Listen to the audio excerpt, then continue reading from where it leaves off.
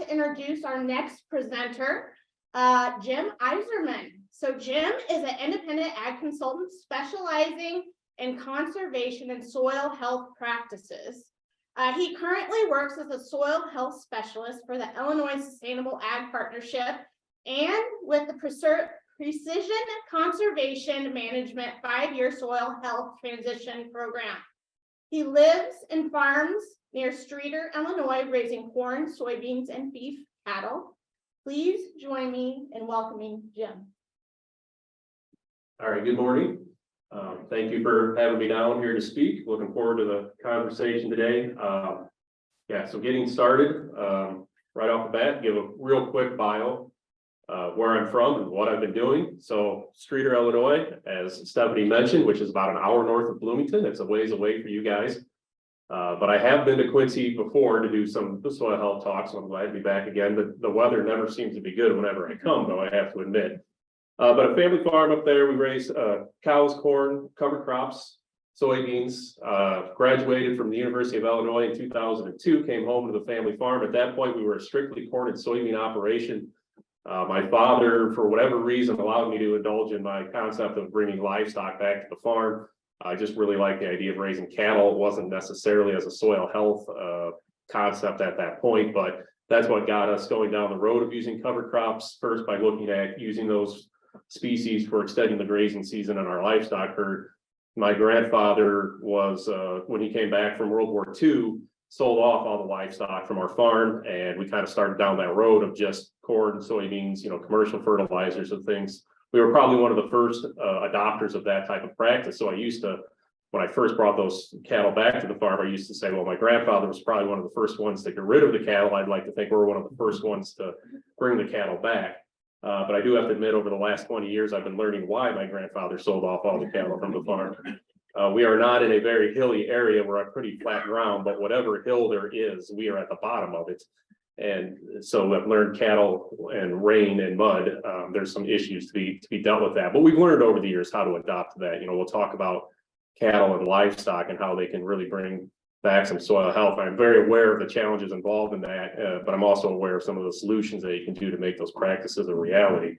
So as far as my off-farm work has been, originally kind of started being a cover crop and forage seed dealer for Pro Harvest Seeds back in, I think, 2008. Really enjoyed that, the forage side of things, especially. I like that. But that kind of led to being a field manager for the Soil Health Partnership starting in 2015. I was able to work with Abigail Peterson in that role for a number of years. We were the two field managers that covered the state of Illinois. As she mentioned, she covered Missouri and I also covered Wisconsin. So gave a lot of good experience working with producers and cover crops. I've also worked as a cover crop specialist for a number of organizations over the years. And it's kind of led to the current role of, like I say, I'm not really employed directly by any commodity organization, but I work very closely with Illinois Corn Growers and Illinois Soybean Association, primarily through the PCM 5YT program, but also doing some other work as well, working for the Illinois Sustainable Ag Partnership as a soil health specialist. So a quick word on the 5YT program. This is going to be my only plug for the day, but it is a side-by-side comparison program. We started this program when Soil Health Partnership was around in cooperation with Illinois Corn's PCM program. We were fortunate enough when that closed to kind of carry it over. There's NRCS funding behind this program, so it's in partnership with NRCS. We try to work with farmers for a 5-year period to kind of overcome those cover crop challenges and the adoption of soil health. So we work with growers, a lot of growers on very high productivity farm ground. There's a lot to be learned on how to adopt these practices. We know them. We know the benefits of soil health. We know that the principles are there, but how we adopt this to farms that are already, being successful. We walk on to many farms that are producing, 250 bushel corn and 80 bushel beans, and they've got a system down. So to go in there and try to tell them they're doing things wrong or they need to change up what they're doing is a tougher confrontation. And we need to make sure that as we do that, we have a good plan for them and we can provide for them resources to do that without seeing negative issues. So we try to give that one-on-one assistance. We do soil health assessments as well as economic and yield data evaluations. And we are looking for new growers for this program. It is through the Illinois PCM. Stephanie somebody had the map up a little bit earlier. Even if you are not in one of those areas and you're interested in getting involved with PCM, we can sign up growers for this program that are not necessarily in that territory. We are looking for just doing those soil health side-by-side comparisons. So this is what I work a lot on. We work in conjunction with Illinois Soybean Association. Megan mentioned earlier about giving us a call, and absolutely, please do give us a call, even if you're not in this program. If you have cover crop fields, good, bad, or ugly, please let us know. We recognize that there's reasons cover crop adoption has had some challenges in Illinois over the years. And we need to be supportive of farmers. So even if you have those bad fields, please let us know. Abigail and I have walked some bad fields over the years, some fields we didn't want to walk. But we are there. We've been around now for many years. We're not going anywhere. And we've learned a lot from those fields. And we're able to stand up here like today and tell you some of the ins and outs about what will work and what won't work. Hopefully, we're going to try to get that data. Everybody wants that hard data, good publications. It's a messy data set when you start talking about soil health. But we have a lot of experience with growers. So if you're going to come to me and tell me what you're thinking of doing for your cover crops, and that's what we do with this 5YT program. You're thinking of using annual ryegrass and you're in a non-GMO corn system.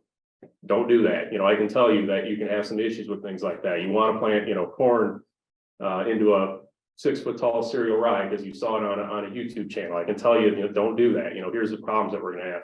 We can also tell you what to do. We're going to hopefully hit on some of that today. What are some successful strategies for cover crop adoption?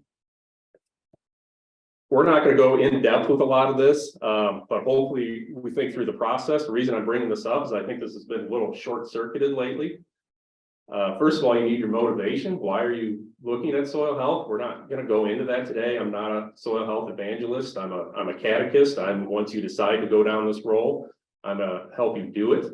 But you do need to think what your motivation is. That's going to help you get a plan for what you're going to do. And then we are going to talk about goal setting, because I think it's very important to be specific about that. But here's where I think some of the problem is when we start to talk about researching and developing a plan. This is where we're going to discover cover crops and the idea that we're going to use cover crops in the system. Unfortunately, with all the programs and incentives that are out there, oftentimes farmers are starting off with cover crops, right? We've heard about cover crops as a tool in the toolbox. Nobody goes and buys a wrench and then figures out what they're going to do with it. You have that idea in mind, what you want, and you should be looking at cover crops as a potential tool to that. So then we're going to talk about the plan for implementation. And as always, it's important to measure success. And I find that for a lot of growers, especially larger scale growers who have their system down, they need to see real tangible results. Seen a lot of growers just love the idea of soil health, and that's all they need. They're going after it and they're not looking back. But as we look at getting more and more adoption, we need to make sure that we're very specific with a lot of guys. What exactly do you want out of this? I worked with a lot of growers, as I said, back in 08, 09, where there was some a lot of good EQIP dollars. There were some early programs that paid a lot of money for cover crops, and guys were getting involved with them. And, they really weren't paying attention to what they were doing. They were just getting the seed out there. They followed the program for 3 years, and at the end of it, I call them up. Oh, you want a seed order this year? Nope, the EQIP program ended. I'm like, well, what did you see? Are we moving forward? Well, no, I really didn't see any value in it because they really didn't know what they wanted. Well, what did you want out of it? Well, I don't know. I just wanted to see soil health. They said that this was a good thing, and I just really didn't see the advantage. So have something in mind that you want out of this. The goal setting, why we need to be specific, is partially because just having a cover crop out there will achieve almost all of these things to some extent, right? Having a green living plant out there is going to help reduce compaction to an extent. It's going to help control weeds to an extent. But if you really want to go after weed control, that strategy might be a little bit different than if you really want to go after producing nitrogen, right? If you really want that weed control, you might be wanting to seed cereal rye at 80 to 100 pounds per acre. But if your goal is to get nitrogen production, you may want a legume in the system. You're not going to get a legume to establish if you're putting 80 pounds of cereal rye out there. So these things are never really contradictory, but you do need to decide exactly what you want to get out of it so that you can build that system. More advanced guys may start to see some of these benefits kind of across the board. That's why we see a lot of like multi-way mixes and things like that. But especially starting out, make sure that we got that goal in mind. So another thing that I want to kind of take a moment to stress is, as you research and develop that plan, we want to look at successful farmers. That's what a lot of us do. We're going to take a look. We're going to go online. We're going to go to speakers and events and try to learn what they're doing to be successful. You really need to pay attention to the context of how that grower is being successful. I've seen multiple soil health presentations lately that are even starting to list context as one of the soil health principles, which I think is interesting. It's good. But the soil health principles, keep it covered. I'm gonna see if I can do this off the top of my head. Keep it covered, living green root, increase diversity,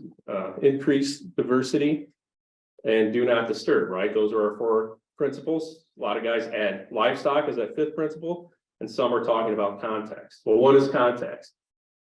It's where and what and how they're doing things. Somebody in the Dakotas following a practice may not necessarily translate into Illinois. But what we really need to pay attention to is how they make their money. And what I mean by that is make sure that if you're in a commodity corn system, you're not trying to mimic somebody in an organic system.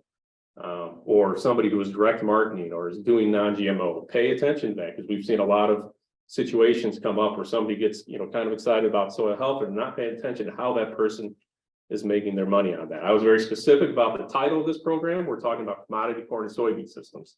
I have no problem with any other system. I think they're great, whether it's organic, direct marketing, local foods.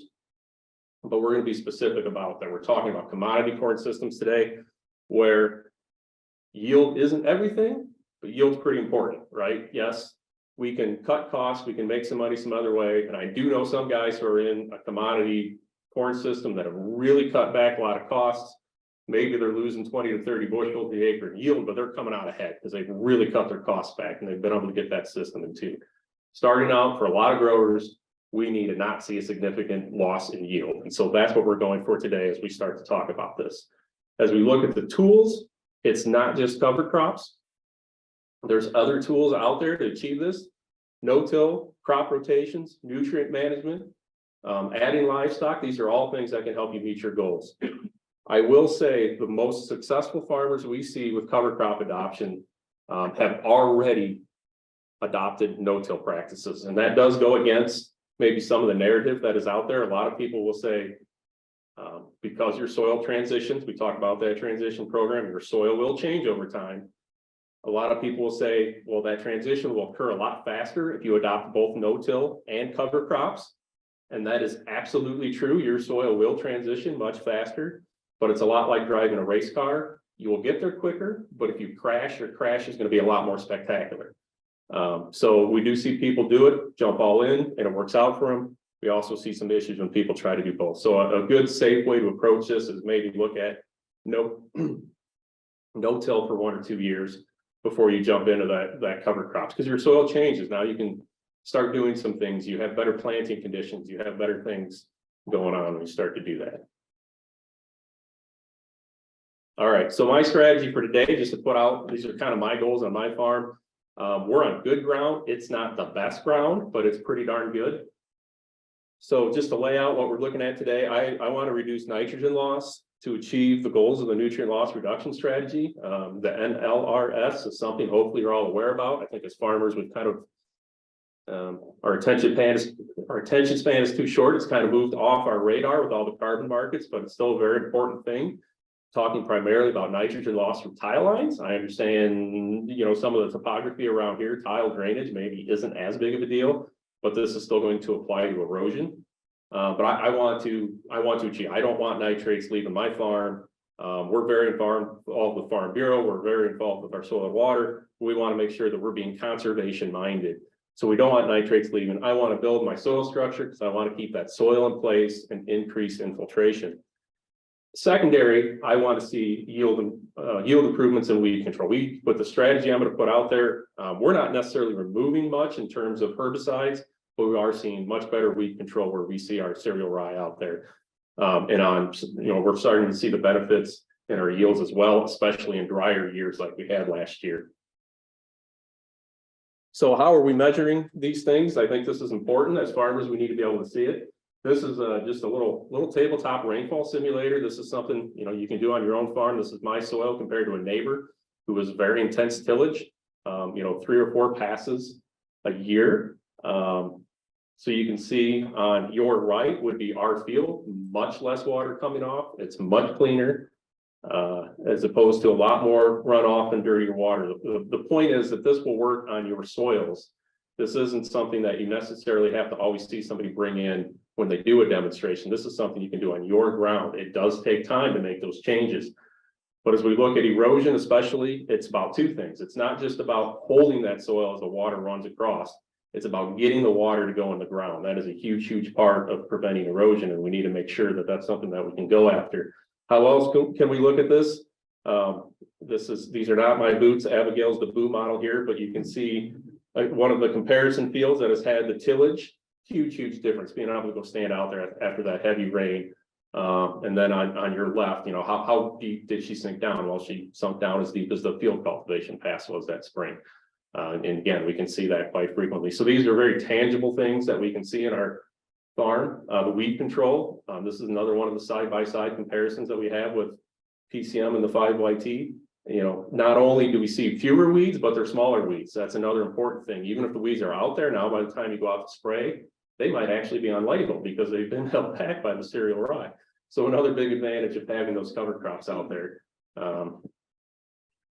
And lastly, as we look at our goals, so how are we going to measure nutrient loss reduction? Are you all going to go out and put out, you know, tile monitors and measure your nitrates? No, and you don't need to, because there's been research done on this. This is from the NREC cover crop study guide. I was hoping to have some of these today to hand out, but it is available online. But what I really want to stress here is, if we can kind of read through that, is they've done the work to show that a cereal rye cover crop with as little as a 0.5 ton per acre of biomass above ground can have a positive reduction. Make sure I'm saying that, can reduce nitrates in the tile lines. And so they're really targeting, you know, cereal rye between 0.5 to 2.5 tons per acre would make a very significant dent in the amount of nitrates we're losing. That is a very realistic goal. That is a very manageable cover crop. That is not a 6 foot tall cereal rye cover crop. When you see, you know, 6 foot tall rye out there, those big fields, that's probably 6 to 8 tons per acre of biomass. You know, 0.5 tons to 2.5 tons, we're talking, you know, 6 to 8. I think it even lists, you know, 6 to 8 inches as kind of a target growth height to achieve that. I'd probably like to see a little more. I'm going to talk a little bit here about, you know, like 18 inches of cereal rye is what I like. But again, this is very achievable. We're talking about a head of soybean fields. And even if we only did a head of soybean fields, that's the other thing. A lot of guys want to do cover crops in every acre every year. That's great. We'll get there. But if you're starting off, it is perfectly fine, and you will achieve huge gains in soil health and nutrient loss if we just covered our fields going ahead of soybeans. So the planting stages, as we go through this, we're going to identify the species and seeding rates. Then we got to figure out how to get seeded in the right timing. We're going to talk termination.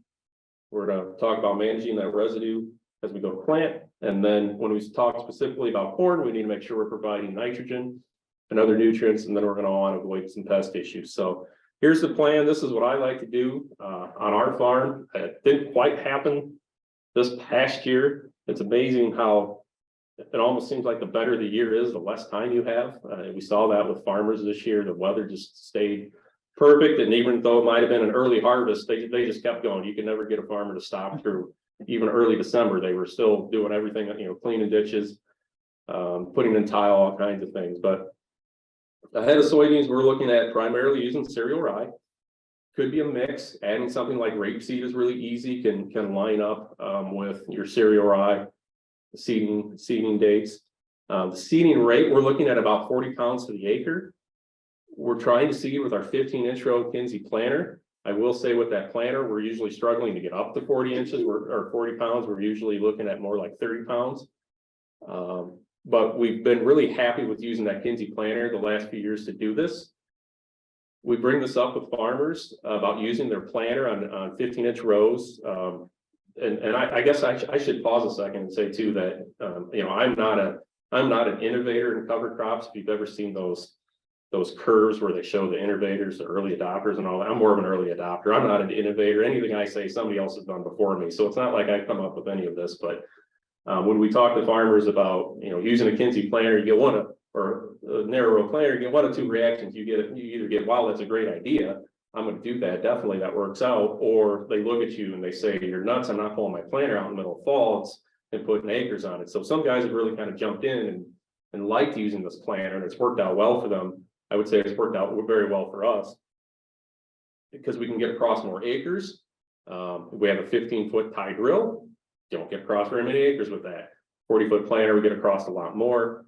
I also really like coming back and interplanting that in the springtime with our 15-inch row of soybeans. So we're using the same planter. You can see that at the end, we're using RTK coming back and splitting that. I think that works very, very well. Gives kind of the cover crops free spot for those beans to get up and growing. I think it helps with the weed control because we're filling in, you know, where the rye isn't, we're filling where the beans aren't, we're filling in with the rye. It's worked very well. We got to get these cover crops in. We're going to talk a little bit more about that, those strategies in a minute, because that's one of the biggest issues. How do we do this with our time? We do want it done, you know, after corn harvest, ideally before November 15th. You can plant rye a lot later, and you know, you should if you get the opportunity. But we also, even with cereal rye, need to start trying to push up our seeding dates to get the job done. We're going to talk about termination. I have glyphosate and water up there. I'm just trying to stress that you have to watch your tank mixes and your residual herbicides. We've been using some Prowl the last few years. We haven't seen any issues tank mixing that. But you know, make sure that we're paying attention to that. And oftentimes we see guys just using glyphosate and water to make sure they get a good termination. We're going to terminate at about 18 inches. We'll talk a little more about that in a moment, why we're shooting for that rate. But that's kind of what we try to do on our farm. Species selection, we're not going super into this, but I do want to make a clarification about cereals. We talk a lot about using cereal cover crops. I think it's a good way to break up some of our families, and when we talk about species selection, so it's not just cereal rye. We do have barley, wheat, and triticale as other overwintering cereal cover crops. I put oats on there because they would probably technically be considered a cereal, but they're not going to overwinter. We don't have to just look at cereal rye, especially when we're going ahead of corn. We can look at some of these other cereals. You know, they're still grasses, they're still winter hardy. They can be a little more expensive, but they're not as aggressive growth come springtime. So they need to be seeded earlier, but come springtime, you know, if they get away from you or you have a delayed termination, they're not going to get 6 foot tall on you and give you some of those same problems. So particularly as we look at strategies ahead of corn, we, you know, ideally would start to look at some of the other families. We would love to see legumes ahead of corn. We'd love to see those brassicas, annual ryegrass, but there's challenges in getting those established if anybody's tried those before they understand that. But the cereal group is not just cereal rye. I understand there's some more options out there, and keep those in mind.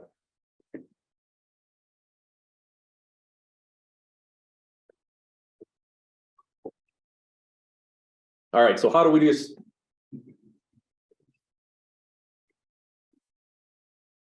establish our seeding rates? This is a little bit tricky. I mean, guys will fine tune this over the years. Do keep in mind that as we talk about those cereals, they do have the ability to tiller, and that is very advantageous because it means the sooner you get that rye out there in the fall, it will compensate with a lower population. So many guys who are more experienced, they're, you know, if they're getting it out there in September, they might be putting 30 pounds. October, they're putting 40 pounds. November, they're putting 50 pounds. They know they have to compensate as they go later in the year with additional seed. A seeding technique that will give you better seed to soil contact is going to allow you to get by with a lower seeding rate. Broadcasting on the soil surface can sometimes work out really well, but we often see guys who apply, you know, 60 pounds to the acre. You walk out there and they get about 5 pounds to germinate. So you need to keep in mind, depending on the seeding technique that you're using, that's going to affect the seeding rate that you're going to want to do in order to be successful. Always watch the requirements of your cost share programs, carbon markets, whatever it is. I mean, that's gonna, if you are getting cost share dollars, you know, that's going to dictate what you have to do for seeding rates. Most cost share programs and the NRCS are going to default to the Midwest Cover Crop Council selector tool for their seeding rates.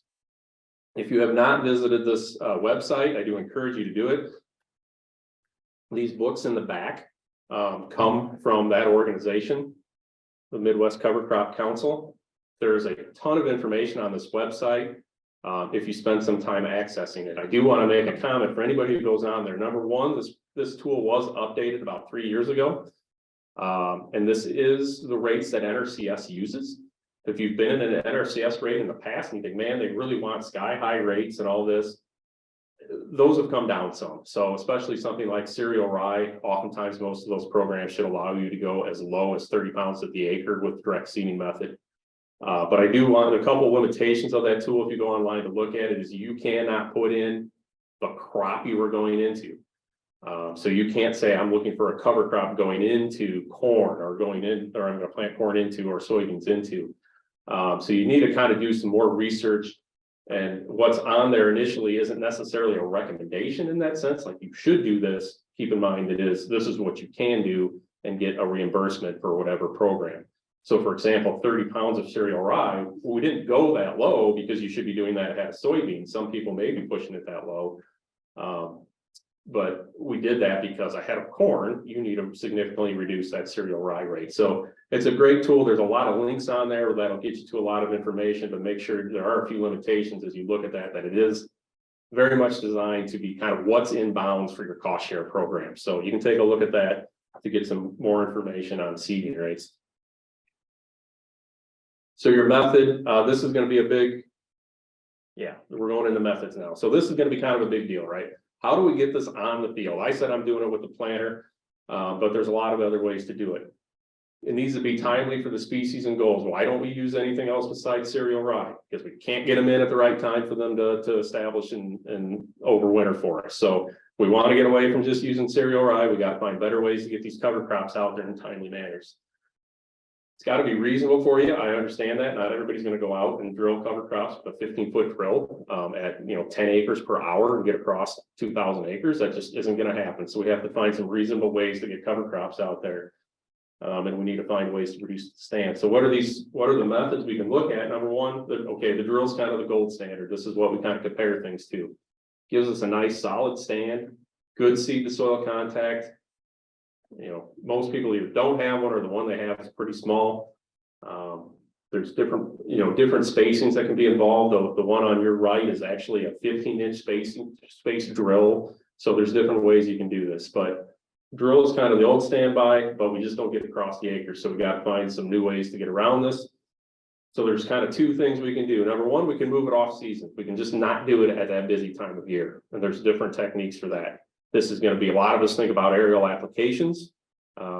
There's other ways to do that. You can see the Hagee interseeders that are going out there similar to aerial application, but able to get much more precise, able to be a little more reactive. In the upper right-hand corner, you can see an interseeder that's up from Wisconsin, where they're doing work about going out there in B4, B5. That's still, some guys are starting to make that work, but we're still kind of waiting to get some good hard data on that, on how to be successful. But that's an option. You also see, a number of things coming on to seeders on the combine. Most of these images and the things that we're kind of talking about, this comes from growers that we've worked with over the years. I am going to give credit. I don't take very many pictures. I do thank Abigail for taking more pictures. So most of these, I'll give the photo credit to her. So this is one option. You move it out of that busy season to try to get your stand. The next option is to make it much more timely and efficient, finding those other ways to do it. I talked about the planter. There's resources. If you have whatever type of planter you have, you should be able to figure out a way to get cover crops through it. There's a number of different plates, backing plates. Like I said, we're using a Quincy planter. It's a soybean plate. I can't remember if it's the big plate or the little plate with a backing plate just to keep some of that seed from spilling out. We also see people obviously attaching these to air seeders to vertical tillage equipment. Sometimes you can also have your co-op come out and apply it with a broadcast, sometimes with your fertilizer, just a straight broadcast, and then you can come out with your vertical tillage tool. Again, the vertical tillage tool, as opposed to just a straight broadcast, is a significant step up. The biggest issue we see with farmers would be setting it too deep. So cereal rye can probably handle being 2 to 2.5 inches deep, but we oftentimes see, those settings go a little bit deeper than that. And again, we can see 50 to 60 pounds of rye applied, and you go out, and there's only 5 to 10 pounds terminated. That's because a lot of that rye ended up getting buried too deep or left on the soil surface. So those are some options for you to make this a little bit quicker. And then we're going to talk about spacing. As I mentioned with my planter, I really like the spacing that it gives me, because come springtime, now I can split it with my soybeans. I would say with corn, this is very, very important. You know, soybeans, it's kind of nice. In corn, we see big advantages to farmers leaving some skip rows and some spaces. So whether that's taking every third row in a 7.5-inch drill or using that 15-inch row, this can be very valuable to provide an open, clean strip come springtime for that corn to be planted into and not have that competition. Again, especially when we talk about cereals, they're both grasses. Corn and these cereals are both grasses. We can be successful with them, but we need to make sure that we're taking some of these management practices into account. That one that says, you know, Golden, Illinois, on the lower left, you know, that's actually on 30-inch rows. So that was a situation the farmer used a 15-inch row interplanter, put these winter kills in one set, and then just put barley in the other set, so that he had this big wide row able to go in there and plant his corn. Now, that may not look like much, but as I said earlier, for the nutrient loss reduction strategy, we only need 1.5 to 2.5 tons of biomass. You know, that's going to achieve that. That's going to get us there. So even though maybe you're not maximizing your soil health returns every year, depending on how your winter kill cover crop did, there's a great opportunity to achieve those conservation goals that we have in mind. And that is, you know, that's barley. That's another advantage to using barley, right? That's headed out. That's pretty well mature. It's not 6 foot tall. It's not going to give you those really negative interactions that could occur between cereal rye and corn. So again, maybe it's not maximizing everything about soil health, but it's kind of a good, safe way. We also see, you know, advantages in using, you know, strip tillage as well with cover crops. A big proponent of that. We're even seeing guys experimenting with that with soybeans. 10 years ago, soybeans into cereal rye, I would say it was a no-brainer. See, a lot of people talk about soybeans into cereal rye, it's a no-brainer. 10 years ago, almost every time we saw some yield advantages, or maybe even go farther than that, because we were planting our soybeans in the middle of May or early May. It had turned warm and dry, and that cover crop was giving us an advantage, right? It was holding the moisture and it was keeping the soil cool, and we almost always saw some yield advantages. What's going on now? Guys are planting earlier. They're wanting to plant in, you know, late March, early April, and that's starting to cause some issues with seeing those positive yield results with soybeans. One of the strategies guys are looking at is using strip till as a potential way to get that seed or that soil to warm up and be able to get those soybeans in earlier again. A lot of guys will say, well, we experimented with strip till a long time ago. We didn't see the advantage of it. But it's just like the cereal rye. What's changed? They were strip tilling, they were planting their beans back in late April, early May. Now it's an entirely different ballgame when they want to plant those soybeans really earlier. Now all of a sudden strip till maybe will make a bigger difference, even though 10 years ago they didn't see a result. Again, strip tilling, you know, into a cereal rye cover crop, you know, definitely if we're doing corn, we got to manage something like this. We can't just go into solid stands of cereal rye in a commodity corn and soybean system and see those good results. All right, we're going to shift to termination. When to terminate. So when we come to soybeans, you know, what are we going to terminate? My theory on our farm really comes down to terminating at a certain growth stage. So we can talk about planting green, and that's fine. I will plant green. I use green as a management strategy. I have no concern about doing it, but I'm more interested in terminating at a certain carbon to nitrogen ratio for the cover crop. So there's a couple of reasons I do this. Number one, you know, early on, I'm sure you've heard the discussion about feeding the livestock in your soil. Everybody's kind of, you know, got microbes under there, a lot of things going on. So, you know, as a cattleman, if I'm going to feed something, I'm going to start to think about the quality of that feed as well. It's not just about quantity. So how do we determine quality of a cover crop, not just the overall quantity? So if anybody's done, I don't know if we have any cattlemen in the group, anybody raise any cattle?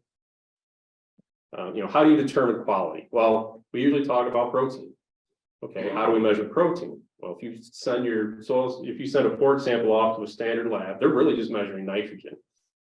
That's, you know, nitrogen is very analogous to protein.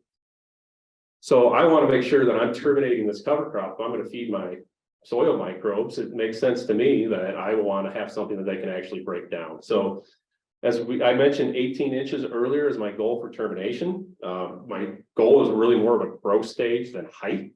I'd like to get it done before boot stage. In all honesty, that's probably happening more often at 24 inches. But the reality is for farmers, if I tell you to terminate at 18 inches, you're probably going to drive by the field and say it's 18 inches and it's really going to be 24 inches at that time. So putting a little bit of a buffer in there to say terminate at 18 inches in order to make sure that you're more successful. You can see how the carbon to nitrogen ratios change. So it's not just about the species, because the species can vary a lot. Guys who use cereal rye for forage, a lot of them are letting it go to that 6 foot tall stage, where you can kind of see up at that very high end, and they're cutting it and they're really happy about the tonnage and they hate the quality. Well, because there's that difference between quantity and quality. If you can cut that cereal rye earlier, you can get good quality. We've seen, 11% protein on our own farm from cereal rye, cut for forage, but we're cutting it earlier. So keep that in mind. And this is going to determine how quickly it breaks down in your soil. If you let things go to that 82-to-1 carbon to nitrogen ratio in the upper right-hand corner, that will probably be there next year, right? That's not going to go away that year. And you'll have to manage that. I know last year I had to manage some cereal rye, planting corn and some cereal rye that was from the year before. Even then, a year later, I'm trying to manage, which can be done. That's not necessarily bad. If that's your goal, but keep that in mind. So think through this. Cereal rye changes very quickly. But watch your carbon to nitrogen ratios. Anything in that 26-to-1 range or below is going to break down pretty quickly. But it can change very, very quickly as you go through the year. Okay, how to terminate. In the back here, we had some of these printed off. These are bulletins from Purdue. They kind of walk you through some of the ins and outs of our herbicide tank mixes and how to mix your herbicides. This I think is very important. It's not something that we think about a whole lot when we want to terminate our cover crops, but besides the basics of you don't want to be out there when it's really cool, right? These plants need to be actively growing. We need to be careful with our nitrogen carriers. Okay, so if you're going ahead of corn, a lot of guys still like to do those weed and feed applications. Those don't usually work very well for cover crop termination. Nitrogen just burns the leaf. And if you're relying on glyphosate, which is still probably hands down the best option to terminate cover crops, there are some others we can talk about, but glyphosate still works the best. That nitrogen burns the leaf, you don't get the glyphosate in. But the other issue we have is tank mixes. And this is illustrated pretty good by this document here. Atrazine and metribuzin, when tank mixed with glyphosate, causes antagonisms. It makes the glyphosate not work as well. So we need to be careful when we're doing this. You can often get away with this, and we run into this. Farmers will have done this for years and never had an issue, but invariably when the issues do come up, we probably work with about maybe close to 100 farmers across the state of Illinois, close enough to know what's going on if they're going to call us when there's a problem. Every year there's a couple of problems, right? And you start tracing back what's the problem. Usually comes down to one of these tank mixes. Metribuzin is your soybean herbicide. Very few people, if you ask a farmer, very few of them are applying metribuzin, but a lot of them are applying metribuzin, right? It's in their tank mixes. They're not putting it in as a single herbicide, but it's involved in a lot of the tank mixes. Even atrazine can be the same situation. So really watch those when we're doing our termination. Refer to that Purdue cover crop guide for some more specifics.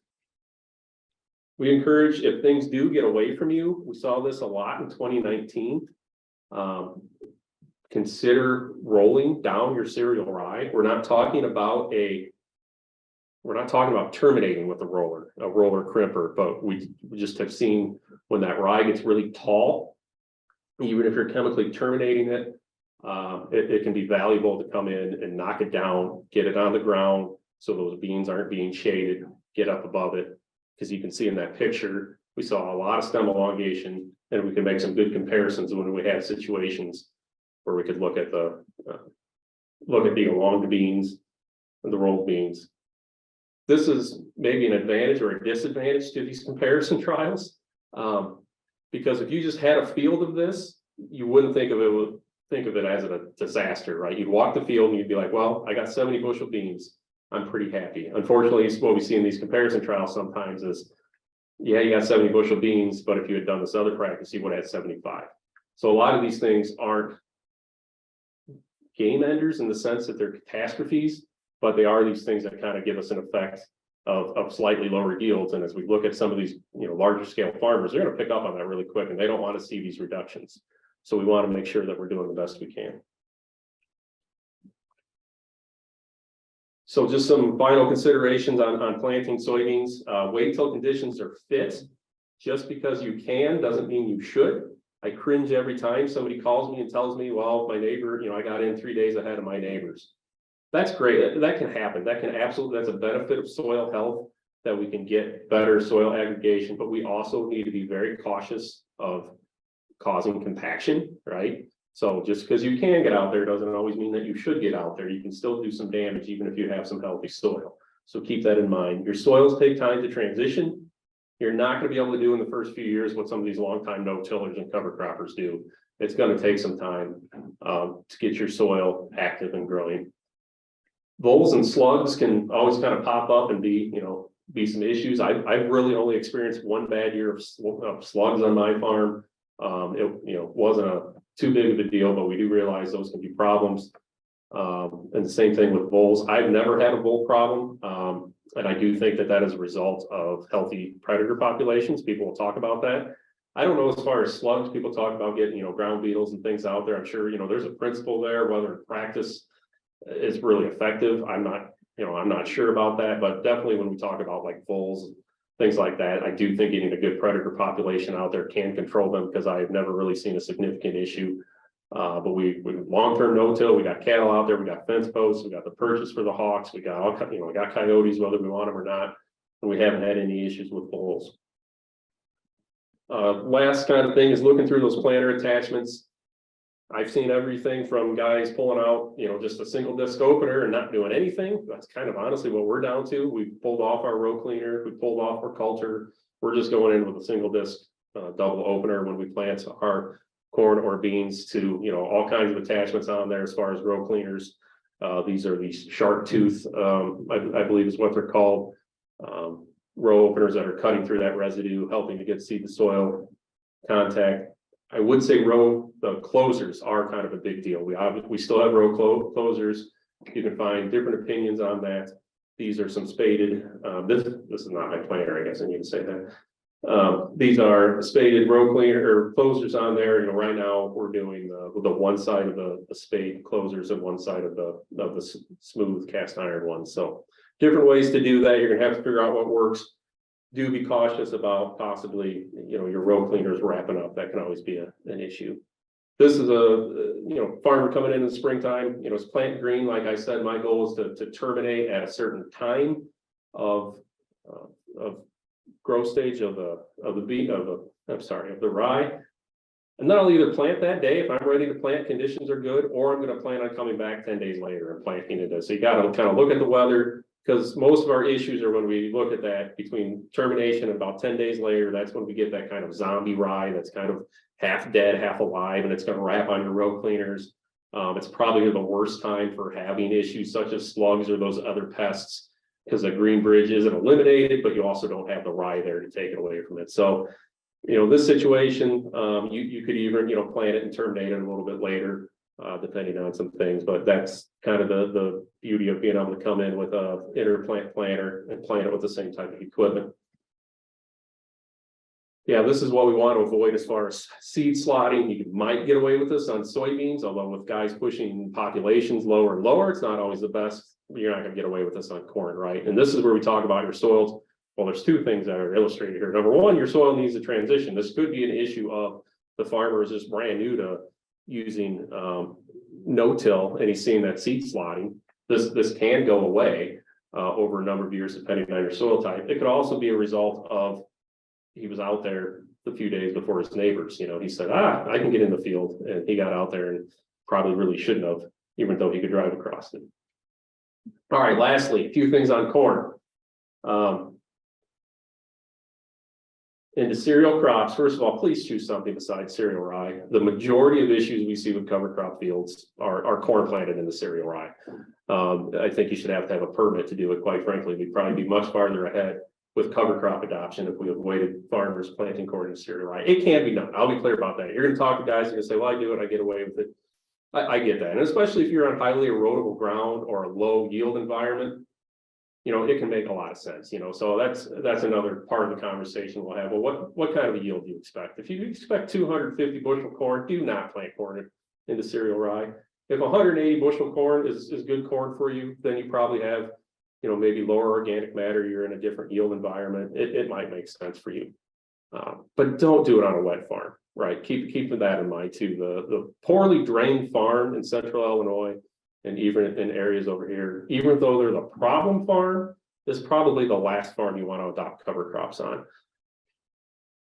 Reduce the seeding rates. If you are doing, cereal rye, definitely get down to that 30 pounds per acre, but even, barley, any of these other ones, reduce those seeding rates down, provide that cover crop free space, have that skip row, use strip till, nitrogen management, provide. So number one, because we're not tilling the ground, so we're not releasing that nitrogen from the organic matter that we do in a tillage system. We also have a living green cover crop out there that is taking up nitrates. We need to really think about our nitrogen management program when we're putting corn into these types of cover crops. So 30 pounds of nitrogen banded, or at least 70 pounds broadcasted at planting, is going to be necessary to not see some significant yield reductions. If you're doing fall applied anhydrous, I don't think that takes care of it because it's too deep in the ground. You need readily available nitrate fertilizers available for that corn crop to take off. And on corn, definitely avoid planting between termination and 10 days. There's been some research at Iowa State that they did on this and really showed some yield reduction by planting, 5 days after termination. Either plant it green, which I really don't advise, or come back 10 days later. Planting green, if you're going to plant green, you want to plant opposite families, right? So soybeans, a legume, and a rye, which is a grass, that's fine. Grass into a legume works. Corn, which is a grass, I said that backwards. Corn, which is a grass, into a grass, don't plant that green. Don't plant grasses into grasses green. You could plant grasses into legumes green, legumes into grasses green, but you need to be very cautious planting cereal rye green into corn green into a cereal. Terminate earlier, more like 6 to 8 inches. You're still going to get some advantages, but make sure that you're keeping things under control and being on that cautious side. Just a couple quick follow-up slides to say some other things to avoid on corn. We see this probably because we're doing trials, but it's still something to watch out. What that picture is showing is corn planted too shallow. We see this as a problem because the farmer pulls in the field. He starts off on the tilled conventional side of things of this trial. He has his planter set, then he goes over into the no-tiller cover crop side, and he doesn't adopt the planter. He ends up planting the corn too shallow. One of the big things we want to see when we're planting into cereal rye or any cereal is we want to make sure that that corn is planted 2 inches deep in a well-closed seed slot. So this is going to cause you problems. I know a lot of planters have a lot of fancy bells and whistles and computers, down pressure monitors. Still, please get out and look and make sure it's being planted right. If they don't always work the way you want. We talked about nitrogen management because obviously this is what we don't want to see. Make sure it is upfront and available. All right, that's all I got. Do I have any questions? I know